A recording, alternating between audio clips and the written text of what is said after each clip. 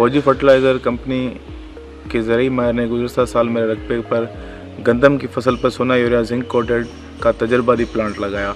मेरे मुशाहिदे में यह बात आई कि सोना यूरिया जिंक कोटेड से जिंक और यूरिया की ज़मीन में यकसां तकसीम हुई, जिससे फसल की नशोनुमा में नुमाया फ़र्क नज़र आया और पैदावार में भी खातिर ख्वाह इजाफा हुआ। सोना यूरिया जिंक कोटेड से जिंक और यूरिया की ज़मीन में यकसां तकसीम हुई। जिंक सल्फेट की अज़ाफ़ी ताकत की वजह से मुझे अलग से जिंक की खाद इस्तेमाल करने की ज़रूरत पेश नहीं आई।